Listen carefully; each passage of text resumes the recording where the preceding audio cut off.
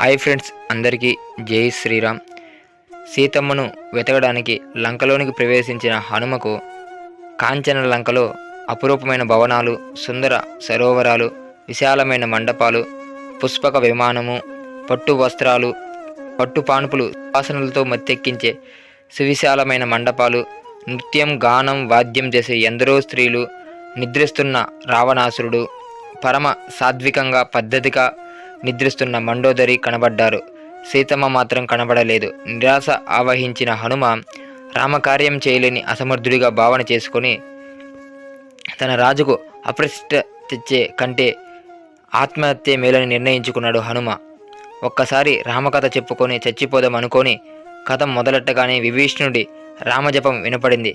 సీతమ్మ అశోకవనంలో ఉన్నదన్న విషయం తెలుసుకొని గంతులేశాడు.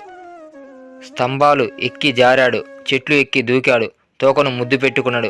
వెర్రిబలం వచ్చేసి భవనాలు మీద నుండి దూకి ఒక్క నిమిషంలో అశోకవనం చేరుకున్నాడు.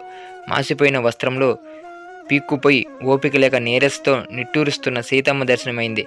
హనుమ ఏ విధంగా రామకథను రామజపం చేయడం వల్ల విజయం పొందాడో అదేవిధంగా మనం కూడా కష్టాలకు రాముడే రావనక్కర్లేదు.